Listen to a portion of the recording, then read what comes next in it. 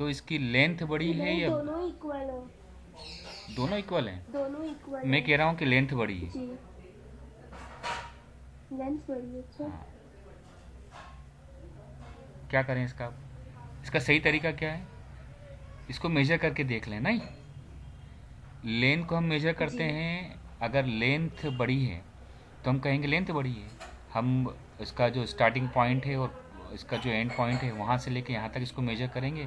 Similarly हम breadth को major करेंगे। ठीक है, तो इन दोनों में से जिसका मेजरमेंट ज़्यादा होगा जी। वो चीज़ बड़ी है। ठीक है, तो यहाँ पे बताना चाहता हूँ कि फिज़िकल क्वांटिटीज़ क्या होती हैं कि ये नेचर की वो कैरेक्टरिस्टिक्स होती हैं जिनको हम मेजर कर सकें, है ना। जैसे सन, जैसे मून, इन सब की कुछ ना कुछ कैरेक्टरिस्टिक्स होती हैं। पूरा नेचर की कुछ ना कुछ कैरेक्टरिस्टिक्स होती हैं जिनको हम मेजर कर सकते हैं, है ना। जैसे मैंने लेंथ के बारे में बात कही, ब्रेड्थ के बारे में बात करी। सिमिलरली एक फिज़िकल क्वांटिटी होती है स्पीड। ठीक है, दूसरी फिज़िकल क्वांटिटी होती है वेलोसिटी। ठीक है, फिर नेक्स्ट इसकी एक फिज़िकल क्वांटिटी हो सकती है एक्सेलरेशन और फोर्स और प्रेशर और टेम्परेचर।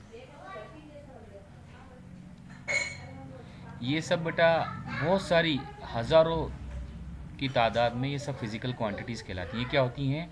ये वो प्रॉपर्टीज़ होती हैं नेचर के अंदर जिसको हम मेजर कर सकते हैं, है ना। वो मेजर करना क्यों ज़रूरी है, ये मेजरमेंट भी आपको बताया कि मेजरमेंट करना क्यों ज़रूरी है। कि आप बता नहीं सकते कि किसकी क्वांटिटी ज़्यादा है किसकी क्वांटिटी कम, इसलिए मेजरमेंट ज़रूरी है। ये खैर यूनिट एंड डायमेंशन का पार्ट है। असल में मुझे आना है वेक्टर पर। तो मुझे आपको एक बात बताना है कि ये जो फिज़िकल क्वांटिटीज़ होती हैं ये बेटा दो टाइप की होती हैं। क्या मुझे बताओ, फिज़िकल क्वांटिटी के बारे में तुम्हें चीज़ें क्लियर हैं? जी। अब ये फिज़िकल क्वांटिटी दो तरह की होती है। एक तो वो होती हैं जो डायरेक्शन डिपेंडेंट होती है, जिनके अंदर डायरेक्शन होता है। एक होती है डायरेक्शन डिपेंडेंट और होती है डायरेक्शन इंडिपेंडेंट।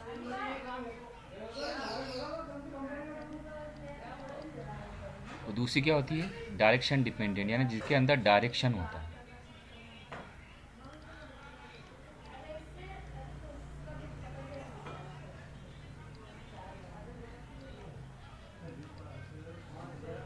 अब बेटा direction dependent, for example direction independent, यानी जो डायरेक्शन के ऊपर डिपेंड नहीं करती हैं, वो कौन कौन सी होती हैं? जैसे फॉर एग्जांपल मैं बात करता हूँ टेम्परेचर की। क्या डायरेक्शन, टेम्परेचर में क्या डायरेक्शन होता है? क्या हम इसको ऐसा कहते हैं कि आज टेम्परेचर 25 डिग्री सेल्सियस ईस्ट की तरफ है, या टेम्परेचर 26 डिग्री वेस्ट की तरफ है? या यूँ कहते हैं कि अगर आ, हम हमारा टर्न ले लेंगे तो टेम्परेचर कम हो जाएगा या बढ़ जाएगा? ऐसा कहते हैं क्या? नहीं, नहीं बोलते ना। नहीं, इसका नहीं मतलब ये कहते। हुआ कि नहीं। टेम्परेचर है ना, ये डायरेक्शन इंडिपेंडेंट है। ये डायरेक्शन इसके अंदर होती नहीं, है ना। सिमिलरली और भी जी। क्वांटिटीज़ होती है। जैसे हम बात करते हैं डिस्टेंस की। डिस्टेंस क्या होता है बेटा? डिस्टेंस दो पॉइंट के बीच की टोटल जो लेंथ होती है उसको कहा जाता है। ठीक है, अब आप इधर से लो या इधर से लो, ठीक है, आप इसको इस पॉइंट से इस पॉइंट की तरफ ले जाओ या इस पॉइंट से इस पॉइंट की तरफ ले जाओ। अगर यहाँ की लेंथ 10 मीटर है तो बेटा 10 मीटर ही रहेगी। क्या बात समझ में आ रही है? तो ये टेम्परेचर इंडिपेंडेंट है, टेम्परेचर के ऊपर डिपेंड नहीं करती है।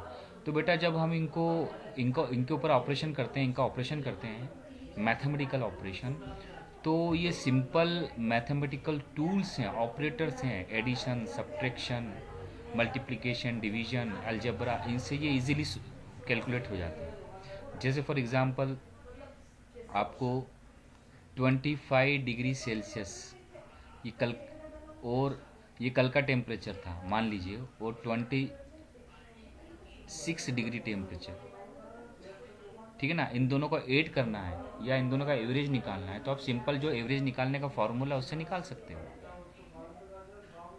ठीक है। इसी तरीके से अगर लेंथ को कम ज़्यादा करना है तो सिंपल मैथमेटिक्स से आपका उससे आप कर सकते हो। पर प्रॉब्लम है बेटा जिनके अंदर डायरेक्शन होती है, ठीक है। जैसे फॉर एग्जांपल जो डायरेक्शन जिनके अंदर होती है, मैं एक छोटा सा एग्जांपल लूँ कि एक बिल्डिंग है, इस बिल्डिंग पर मान लीजिए एक आदमी गया और उसको यहाँ से खुदकुशी करना है। अब तुमने उसे देख लिया,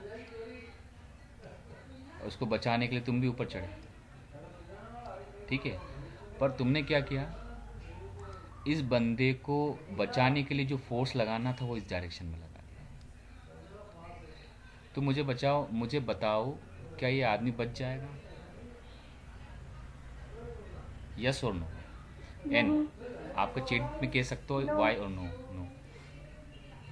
तो बेटा इसकी नो। वजह क्या है, क्योंकि डायरेक्ट फोर्स है ना गलत डायरेक्शन में लगाया गया है। आपको फोर्स इस डायरेक्शन में लगाना पड़ेगा, तब जाके वो बचेगा। तो पता चला कि फोर्स एक ऐसा फिजिकल क्वांटिटी है जो जो डायरेक्शन जिसके अंदर होता है, जो डायरेक्शन डिपेंडेंट है नहीं, ठीक है। इसी तरह बहुत सारी ऐसी क्वांटिटीज होती हैं, फॉर एग्जांपल वेलोसिटी, ठीक है, फॉर एग्जांपल एक्सेलरेशन। तो ये सारी क्वांटिटी डायरेक्शन डिपेंडेंट होती हैं, तो इनका एक नाम रखा गया। ये जो क्वांटिटीज़ होती हैं, इन सारी क्वांटिटीज़ को जो डायरेक्शन इंडिपेंडेंट होती है, इसको हम कहते हैं स्केलर। और ये जो क्वांटिटी होती है, इन क्वांटिटी को हम कहते हैं वेक्टर्स क्वांटिटी। अब बेटा स्केलर क्वांटिटी क्योंकि डायरेक्शन नहीं होता है, सिंपल इनकी वैल्यूज़ होती है, तो इनको सिंपल मैथमेटिक्स से आप सॉल्व कर सकते हो। पर वेक्टर में अब दो चीज़ें एक साथ है, एक तो इनकी वैल्यू भी है जिसको हम मैग्नीट्यूड कहते हैं, ठीक है। तो और साथ में इनके अंदर डायरेक्शन भी है। तो इनको ऑपरेट करने के लिए, इनको सॉल्व करने के लिए, इनकी प्रॉब्लम सॉल्व करने के लिए आप एक स्पेशल मैथमेटिक्स की ज़रूरत पड़ती है जिसे हम कहते हैं वेक्टर अलजेब्रा। तो ये हमें स्टार्ट करना है, ठीक है ना। तो पहली बात तो स्केलर क्वांटिटीज़ कौन सी क्वांटिटीज़ हो गई, जिनकी की सिर्फ वैल्यू होती है, जिनकी सिर्फ क्वांटिटी होती है।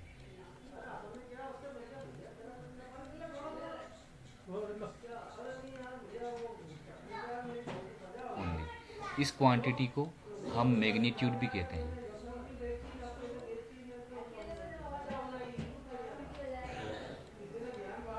ठीक है। तो मैग्नीट्यूड ओनली, इनके अंदर सिर्फ मैग्नीट्यूड होता है। जैसे फॉर एग्जांपल आपको मास मेजर करना है तो सिर्फ 2 kg, ये इसका मैग्नीट्यूड हो गया 2। और अगर हम वेक्टर क्वांटिटी की बात करें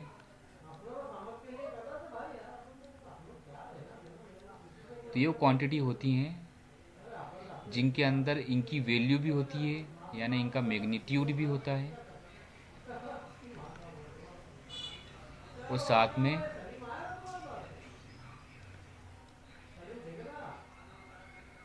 डायरेक्शन भी होती है,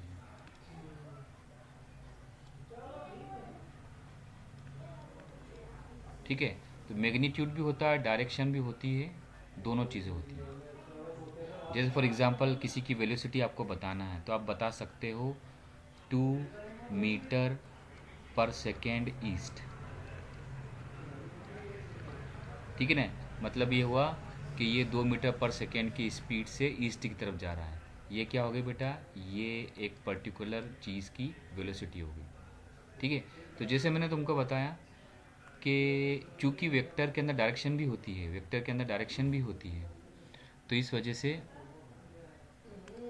वेक्टर के लिए एक स्पेशल ऑपरेशन यूज़ होता है जिसे हम कहते हैं वेक्टर अलजेब्रा। और स्केलर के लिए कोई नया ऑपरेशन की ज़रूरत नहीं होती है, वो जो सिंपल मैथमेटिक्स होता है इससे इसकी सारी प्रॉब्लम यूज़ हो जाती है, सारी प्रॉब्लम्स सॉल्व हो जाती हैं, ठीक है। तो हम स्टार्ट कर रहे हैं वेक्टर अलजेब्रास। वेक्टर अलजेब्रा,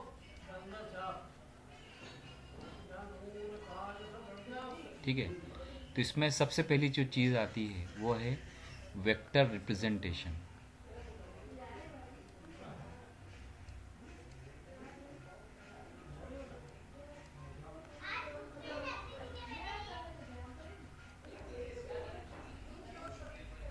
दो पहले की किताबों में इसका सबसे पहला जो रिप्रेजेंटेशन होता है ना, यानी इसको हम कॉपी में कैसे लिखते हैं बुक्स के अंदर, ये कैसे इसको बताया जाता है कि ये जो क्वांटिटी है वेक्टर क्वांटिटी।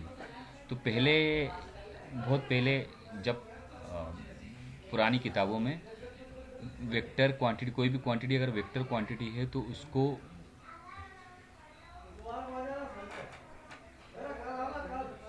उसको थोड़ा डार्क करके बता दिया करते हैं।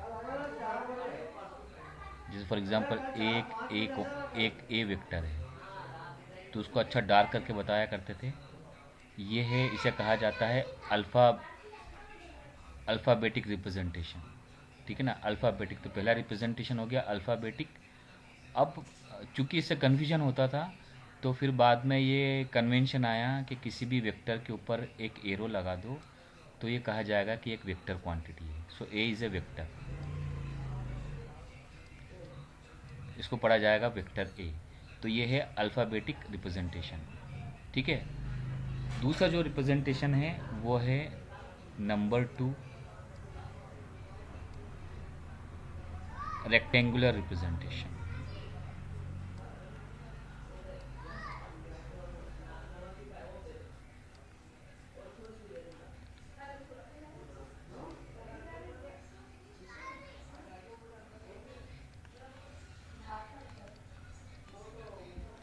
ये बेटा रेक्टेंगुलर रिप्रेजेंटेशन क्या होता है, हम नेक्स्ट स्लाइड पर देखते हैं। मान लीजिए हाँ चलो, ये जो है ना कोऑर्डिनेट फॉर्म होता है ना, उस फॉर्म की तरह होता है। मान लीजिए एक पॉइंट है, हम एक्स एक्सिस और वाई एक्सिस की बात कर रहे हैं। आपका एक्स एक्सिस है और ये आपका वाई एक्सिस है। ठीक है। मोबाइल के बेटा एक काम करना, आपका ये जो लैंडस्केप मोड होता है ना उसमें देखना, तो उसमें चीज़ें क्लियर होगी, उससे जूमिंग भी हो जाएगी।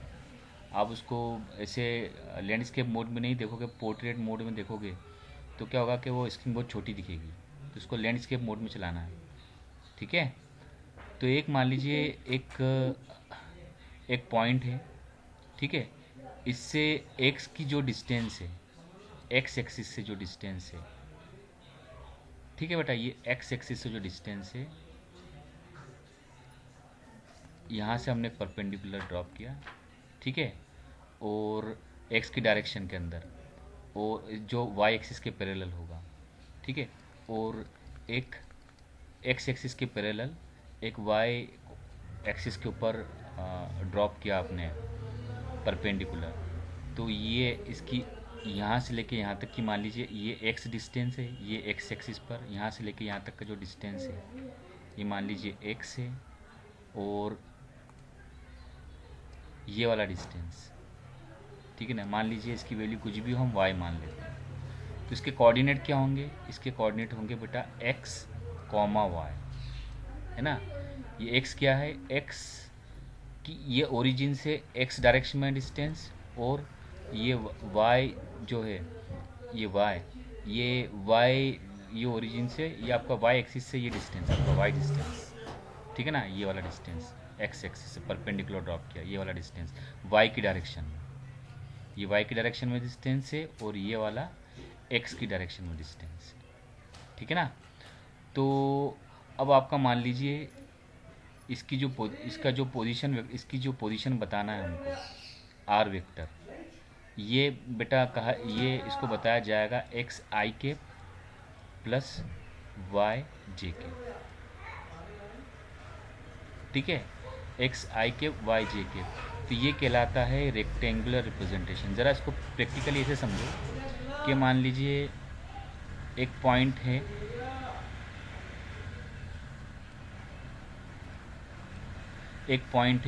ये आपका ओरिजिन है, और ये आपका एक्स एक्सिस है, और ये वाई एक्सिस है, ठीक है। तो हमें इसकी पोजीशन निकालना है ना। तो हम चले, एक कदम चलिए, मान लीजिए यहाँ से लेकर तक ये 1, ये 2 यूनिट हो गए, ये ये मान लीजिए 3 यूनिट होगा, तो यहाँ से हमने 3 यूनिट डायरेक्शन में चले, तो ये 3 का जो डायरेक्शन है, इस डायरेक्शन में यहाँ से आपको ये इसकी पोजीशन मिल गई एक्स डायरेक्शन के अंदर। तो हम कितने कदम चले, कितने यूनिट चले, 1 2 3। तो एक्स डायरेक्शन के अंदर ये जो इसकी पोजीशन हो गई, ये 3 हो गई ओरिजिन से। अब वाई डायरेक्शन की बात करते हैं, तो ये 1 2 3 4। मान लीजिए ये 4 यूनिट ये है ना वाई डायरेक्शन के अंदर है। ठीक है, क्या बात समझ आ रही हो? ये एक्स डायरेक्शन में 3 यूनिट है और वाई डायरेक्शन में 4 यूनिट है। अब दोनों के अंदर कुछ ना कुछ डिफरेंस तो होना चाहिए ना, आपको पता तो होना चाहिए कि एक्स डायरेक्शन में ये 3 एक्स डायरेक्शन में और ये 4 वाई डायरेक्शन में। तो इसको बाइफरकेट करने के लिए, इसको बताने के लिए कि ये जो डिस्टेंस है ओरिजिन से, ये एक्स डायरेक्शन के अंदर लिया गया है और ये ओरिजिन से वाई डायरेक्शन के अंदर लिया है। एक्स डायरेक्शन बताने के लिए यहाँ पर एक यूनिट वेक्टर लगा दिया जिसे हम कहते हैं आई कैप। ठीक है ना, प्लस वाई डायरेक्शन के अंदर आपने एक यूनिट वेक्टर लगा दिया इसके अंदर जे के, है ना। तो एक्स डायरेक्शन के अंदर इसका जो डिस्टेंस हो गया ओरिजिन से, वो 1 आई कैप, 2 आई कैप और 3 आई कैप, यानी 3 यूनिट के बराबर हो गया। अब हमने आई कैप क्यों लगाया, क्योंकि हमको ये पता है कि ये जो 3 डिस्टेंस है ये ओरिजिन से एक्स डायरेक्शन के अंदर है। और यहाँ की हम बात करें वाई ओरिजिन से वाई डायरेक्शन, तो वाई डायरेक्शन में ओरिजिन से कितनी यूनिट दूर है, 1 जे कैप, 2 जे कैप, 3 जे कैप और 4 जे कैप। ठीक है ना। तो ये इसमें इसकी देखो, ये इसकी पोजीशन हो गई आर कैप, तो ये इसमें इसके अंदर इसकी डिस्टेंस भी आ गई और डायरेक्शन भी आ गई। ये कहलाता है बेटा रेक्टेंगुलर रिप्रेजेंटेशन। ये एक्चुअली क्या होता है कि इसको अगर हम क्लास में, फिजिकल क्लास में और इसको विजुलाइज करने की कोशिश करें तो और अच्छे समझ में आ सकता है। तो मुझे बताओ क्या चीज़ क्लियर है तुम्हें?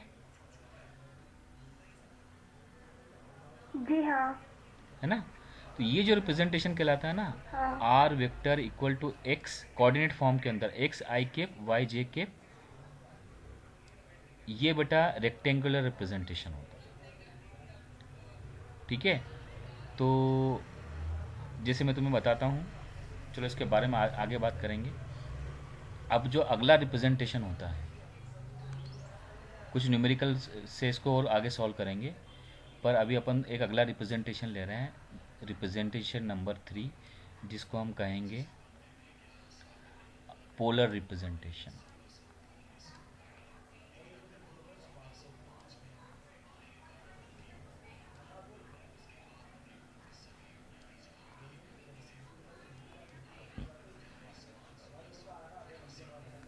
पोलर रिप्रेजेंटेशन, इसकी एग्जांपल वे लेते हैं कि मान लीजिए एक पार्टिकल है ना, और इसके अगर हमें पोजीशन निकालना है तो एक्स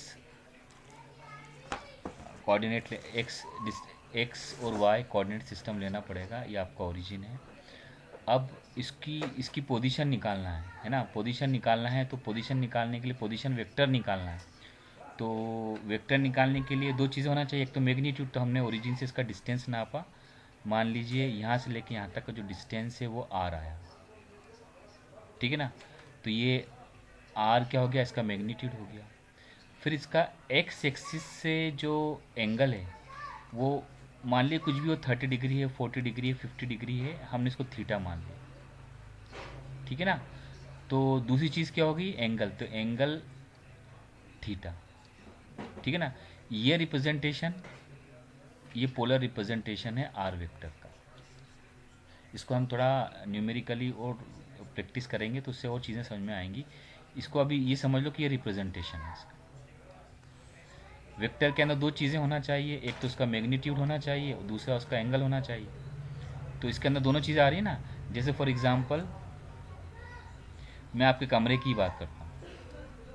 ठीक है, कमरे के अंदर आपकी एक ये आपका फैन है। ठीक है, अब ये ग्राउंड, ये आपका एक्स एक्सिस का ग्राउंड हो गया, ये आपका जो है ये वाई एक्सिस हो गया, और ऊपर की तरफ यहाँ पर बनेगा नहीं, वो ऊपर की तरफ मान लीजिए ये आपका जेड एक्सिस है, ये आपका इस तरह ये इस तरफ की वॉल होगी, ये इस तरफ की वॉल होगी, और ये आपकी हाइट होगी। तो यहाँ पर आपका फैन लगा हुआ है। ठीक है, अब आपको इसकी पोजीशन बताना है, जिसे हम कहेंगे पोजीशन वेक्टर। तो आपने क्या किया है, यहाँ से लेके आपने एक कोना होता है, एक आपका कॉर्नर होता है आपके रूम का, यहाँ से आपने थ्रेड को लिया और यहाँ बांध दिया। अब मान लीजिए ये आया 3 मीटर, 3 मीटर। तो इसकी पोजीशन में पहली चीज़ क्या आ गई, इसकी लेंथ आ गई कॉर्नर से कितनी, 3 मीटर। ठीक है, अब इसका एंगल भी, अब चूंकि इसका वेक्टर बनाना है तो एंगल भी पता होना चाहिए। तो मान लीजिए ये एंगल एक्स एक्सिस से, ये एक्स एक्सिस से बेटा ये आया 45 डिग्री, 45 डिग्री। तो 45 डिग्री इसका एंगल हो गया। ठीक है, तो ये क्या, इसकी पोजीशन हो गई, पोजीशन वेक्टर हो गया इसका, जिसके अंदर एक तो इसकी लेंथ है, लेंथ कहाँ से, ओरिजिन से, यानी एक कॉर्नर से 3 मीटर, और साथ में किसी एक एक्सिस से इसका एंगल लिया हुआ है। तो ये दोनों चीज़ें हो गई नहीं। तो ये होता है बेटा इसका पोलर रिप्रेजेंटेशन। ठीक है, तो इसी को अगर मैं पोजीशन वेक्टर को, मान लीजिए आपके घर का फैन है, इसको अगर मैं रेक्टेंगुलर रिप्रेजेंटेशन में बताऊं, तो मान लीजिए ये आपका फ़ैन है, ये वॉल की हाइट हो गई, ये नीचे आपकी एक बाउंड्री हो गई वॉल की, और ये इस तरफ आपका, अब किसी को भी इसको आपने एक्स एक्सिस मान लिया, इसको वाई एक्सिस मान लिया, और ये जेड एक्सिस मान लिया। ठीक है, अब आपकी फ़ैन की पोजीशन बताना है, यहाँ से आपको इसकी पोजीशन बताना है, कहाँ से, ओरिजिन से, रेफरेंस से, ये आपका जो कॉर्नर है वॉल का। तो आप चले, आपने कदम गिने एक्स एक्सिस की डायरेक्शन में, 1 2 3। तो ये है ना, एक्स एक्सिस के अंदर कितना डायरेक्शन है, 3, तो हमने लिख दिया 3 i के। अब फिर चला मैं जेड के अंदर, ये वाई के अंदर, मान लीजिए ये वाई का जो डिस्टेंस है यहाँ से इसका, ये वाला, ये है आपका 1 2 3 4, तो +4 j के, ये हो गया आपका वाई डायरेक्शन। और ऊपर से मैंने यहाँ से जो जेड वाला एक्सिस होता है, इसको मैंने यहाँ से इसको मेजर किया, तो आ गया मान लीजिए 2। तो इसको और बताने के लिए कि ये जेड डायरेक्शन के अंदर है, मैंने एक यूनिट वेक्टर लिया के, तो ये हो गया 2 के। तो इससे ये रेक्टेंगुलर फॉर्मेट में 3 डायमेंशनल पोजीशन आ गई किसकी, ये रेक्टेंगुलर रिप्रेजेंटेशन हो गया। और जो पहले हमने देखा था ये वाला, ये आपका पोलर रिप्रेजेंटेशन हो गया। तो बताओ क्या ये चीज़ क्लियर है तुमको, कहीं पे कोई डाउट? जी क्लियर है। नो। चलिए अगली बात करते हैं, कन्वर्जन के बारे में, कि अगर हमें इस यहाँ पर नीट के क्वेश्चन आता है, पोलर टू रेक्टेंगुलर और रेक्टेंगुलर टू पोलर कन्वर्जन कैसे होता है। तो सबसे पहले हम बात करते हैं, एग्जांपल लेते हैं। मान लीजिए किसी पार्टिकल के पोजीशन दे रखी है। पहला क्वेश्चन आपका, क्वेश्चन नंबर 1 4,4, नंबर 2 3,4, नंबर 3 1,1। तो इन तीनों को हमें पहले क्या करना है कि रेक्टेंगुलर फॉर्मेट में बताना है, फिर इसी चीज़ को हमको बताना है इसमें पोलर फॉर्मेट में। ठीक है, तो सबसे पहले क्या करते हैं, फर्स्ट वाला क्वेश्चन उठाते हैं। ये आपका एक्स वाई कार्टेशियन सिस्टम हो गया। ठीक है, 1 2 3 4 5। ठीक है, 1 2 3 4 5, ये इसकी स्केल होगी 1 2 3 4 5, 1 2 3 4 5। तो बेटा इसमें x की वैल्यू कितनी दे रखी है, x की वैल्यू 4 दे रखी है, x की वैल्यू 4 दे रखी है। तो हम क्या करते हैं, x के अंदर x जो 4 है, x डायरेक्शन में 1 2 3 4, यहाँ से एक परपेंडिकुलर बनाया। ठीक है, और y की वैल्यू कितनी है, 4 है, यहाँ से एक परपेंडिकुलर बनाया। तो ये तो इसका रिप्रेजेंटेशन हो गया इस जगह पर 4,4। ठीक है, तो अब अगर मैं इसके रेक्टेंगुलर फॉर्मेट में लिखने की बात हुई तो क्या ये एक्स डायरेक्शन में 4 यूनिट दूर है, यानी इसको कह सकता हूँ एक्स की वैल्यू 4 है तो इसको 4 आई कैप लिखा जा सकता है। और वाई डायरेक्शन की वैल्यू भी 4 है तो क्या इसको 4 जे कैप लिखा सकता है। तो क्या ये इसका रेक्टेंगुलर रिप्रेजेंटेशन हो गया। और अगर इसको मुझे ग्राफिकल बनाना है तो ये इसका ओरिजिन हो गया और ये इसकी यहाँ पर इसकी टेल हो गई। ठीक है ना, ये मेरा आर वेक्टर हो गया जिसमें इसकी वैल्यू कितनी होगी, एक्स 4 आई केप प्लस 4 जे केप। मतलब बताओ क्या चीज़ क्लियर है? सिंपल क्वेश्चन है।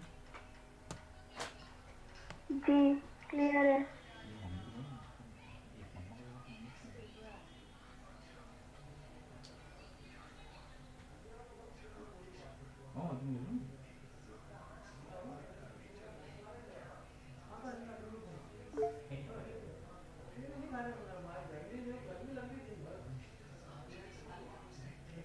एक खाला को दे दो,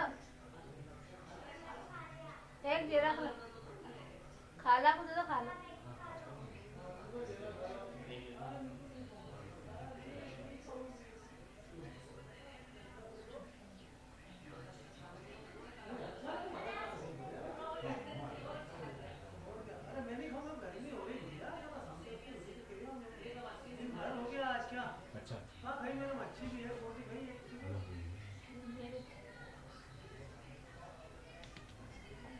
खा लो।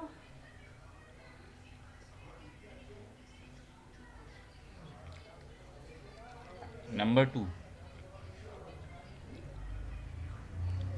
क्या x की वैल्यू यहाँ पर 3 है और y की वैल्यू 4 है। तो हम इसकी वेक्टर की बात करें तो क्या ये 3 आई कैप प्लस 4 जे कैप होगा। ठीक है। और अगर मैं थर्ड क्वेश्चन की बात करूँ तो x की वैल्यू 1, y की वैल्यू 1, तो क्या r vector equal to I cap plus J cap होगा। क्या बात क्लियर है? मुझे बताओ। जी हाँ। चलिए अब बात करते हैं पोलर की, है ना।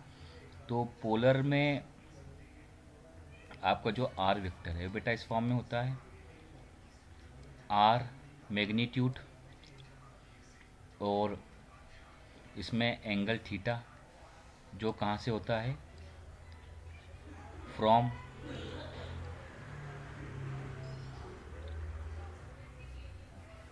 पॉजिटिव एक्सिस ऑफ एक्स, है ना। एक्स की जो पॉजिटिव वैल्यूज होती है ना, पॉजिटिव डायरेक्शन होती है ना, वहाँ से इस डायरेक्शन में होता है इस तरीके से। ठीक है ना। तो अब हम निकालते हैं, चलो। तो इसके लिए हमें क्या करना पड़ेगा,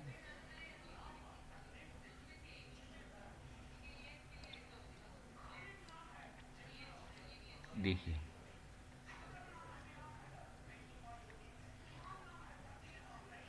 अगर मैं क्वेश्चन नंबर 1 की बात करूं तो 1 2 3 4, है ना। ये मेरे 4 की, ये एक्स एक्सिस की वैल्यू है 1 2 3 4 4। तो ये यहाँ पर कहीं पर इसकी पोजीशन आ रही है 4 आई के प्लस 4 जे के, है ना। तो ये इसका पोजीशन वेक्टर है। ठीक है। ये इसकी वैल्यू कितनी है, 4 है। और इसकी वैल्यू कितनी है, इसकी वैल्यू बेटा 4 है ना। मतलब इसकी वैल्यू 4 है तो ये डायरेक्शन इसकी वैल्यू भी 4 है, ये भी 4 है, ये भी 4 है ना। अब अगर मैं यहाँ पर ये आर है, आर मैग्नीट्यूड यहाँ से लेके यहाँ तक, तो ये एंगल हमको समझ में आ रहा है 90 डिग्री है। तो अगर मैं यहाँ पे पाइथागोरस थ्योरम लगा दूँ तो बेटा आर की वैल्यू कितनी आ गई, आर की वैल्यू आएगी under root 4 square plus 4 square. ठीक है। और आगे चलेंगे तो ये होगा R equal to under root 16 plus 16 equal to under root 32। ठीक है, क्या बेटा बात क्लियर है? बताओ। जी क्लियर है। है ना? मैं अंडा खा लूं। हाँ, खा लो। अच्छा अंडा खा लेना, बोला मत।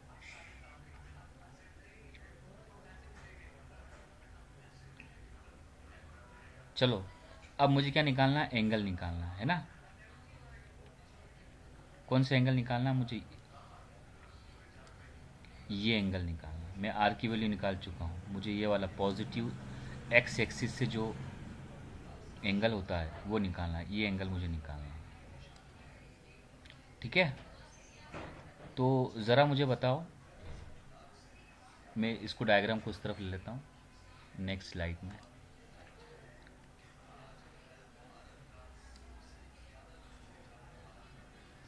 ये मेरी वैल्यू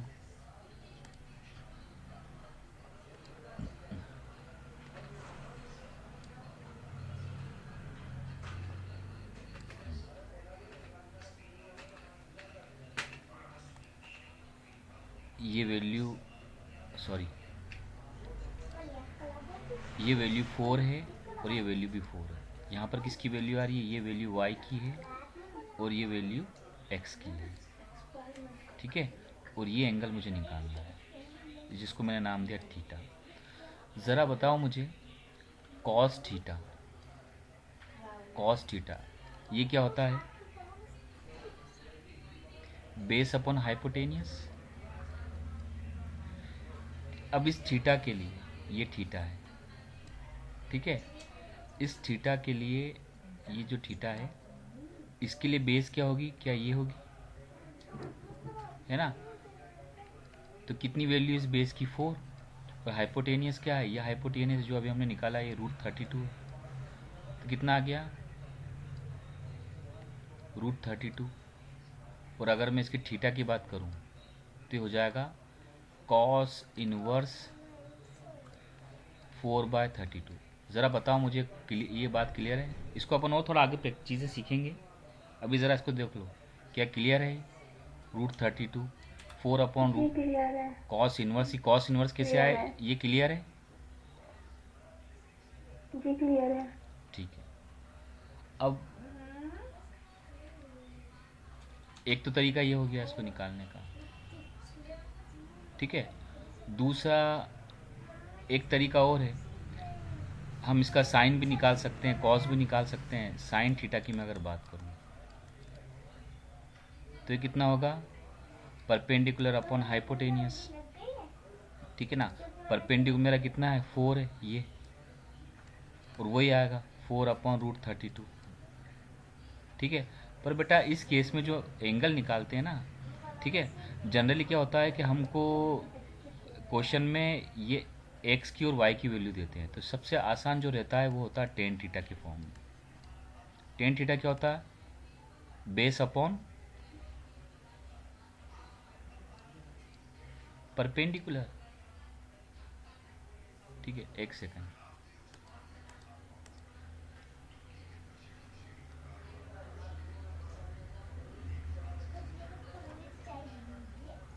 हाँ, बेस अपॉन। चलो, तो इस केस की बात कर, परपेंडिकुलर अपॉन बेस। हाँ, परपेंडिकुलर अपॉन बेस। इस केस में बेस भी यही है, 4 है, और परपेंडिकुलर भी 4 है ना? तो ये होता है परपेंडिकुलर अपॉन बेस, यानी 4 अपॉन 4 इक्वल टू आया 1। ठीक है, और अगर मैं थीटा की बात करूँ तो ये कितना होगा? Tan inverse 1। और टेन इनवर्स 1 ये बेटा कितना होता है? क्या 45 डिग्री होता है? जी है ना? टेन इनवर्स 1 की वैल्यू बेटा ये होती है 45 डिग्री। तो यहाँ से एंगल भी निकल के कितना आ गया? Theta equal to 45 degree. ठीक है, तो देखो आज अपन क्लास यहीं पे थोड़ा ख़त्म करते हैं। इसके बाद इंशाल्लाह अपन कल और चीज़ें नई देखेंगे, है ना? अब कल से कुछ न्यूमेरिकल कल इसके कुछ न्यूमेरिकल भी सॉल्व करेंगे, कन्वर्जन भी देखेंगे। क्लास यहीं ख़त्म करते हैं ना। जी